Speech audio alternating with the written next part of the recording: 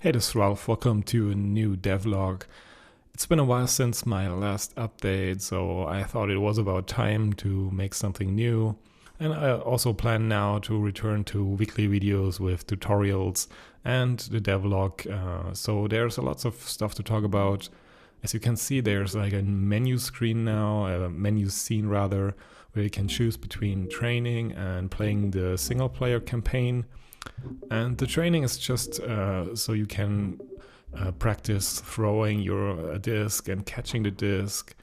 And it's a nice addition to the game. And I think I will also expand this kind of area into a bit more of a sophisticated arcade style experience. So right now it's really simple. You just throw it and catch it and you collect points, and essentially you are training your accuracy of your throw. And I think especially at the beginning, if you're a new player, this can really help to have kind of a practice area where you can really practice your skills, because that will be much more important in the game as you progress.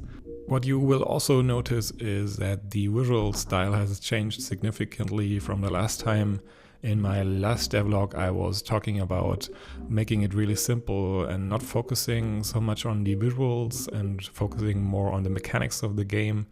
And that is what I have been doing for a couple of weeks, and then I just had the opportunity to demo the game to other people, and I thought it has to look a bit better than that. So I kept working on the visual style. I'm rather happy with it right now. It's like this abstract environment that gives you kind of a feel of like it's an alien planet or some kind of ancient facility. And I will probably keep going with this kind of mood. And right now what you're seeing is like the first level. It's like the introduction level where you just throw and try to avoid the obstacles. Obviously, I have been having a lot of practice. You probably can tell that. And there are still some bugs, like right now the disc kind of crashed and it shouldn't have crashed. You can bounce the disc on certain surfaces, like the green bounce shields, whatever you want to call them, force fields, I think is the right term for that. And you can bounce them, and you just essentially learn here that you have to navigate this kind of a labyrinth style of level. Here again, this seems to be a bug I have to fix, where essentially the collision doesn't work properly sometimes and it crashes, even though it should bounce. But it's really interesting to see this. It's like a kind of an obstacle course, and it works really well. I have been doing a lot of iterations on this kind of thing. I started out really simple, just some basic prototyping and focusing more on the fun of the game rather than the visuals. And as soon as I thought it was good enough, it was fun enough, and also the feedback from other people, then I decided to make it a bit more better looking. I essentially do want to have some kind of a mystical environment where you think like you're on this like alien planet, or it's really just open to interpretation, you can say, where exactly you are. I will also have to think about the backstory a bit more. There will be a minimalistic backstory, if at all. Obviously, I can't do too much fancy stuff, but I will try to maybe insert some little text snippets that will inform the player what is happening, who he is, trying to figure out what is actually happening. So this is like the third level here. Obviously, I'm really fast at playing through this level here because I have played it so often. Usually people, when they play this, they will take a lot of time or a lot of more tries to exactly throw the disc and know what to do. And in this level, it's like a really interesting level because you can trigger the pads or the force fields and it will unlock the path. So it's kind of a puzzle mechanic right here, where you have to figure out which kind of force field you have to activate in order to progress to the next waypoint. And The first 3 levels is right now what I have in terms of polishing.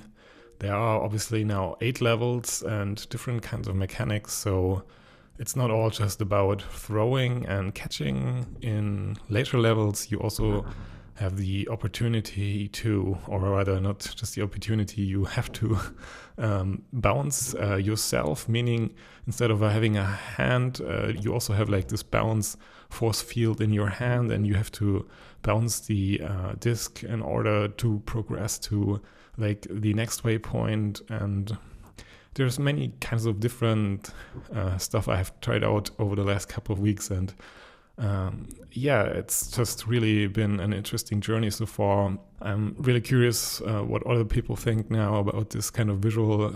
It's obviously still not perfect, especially for me.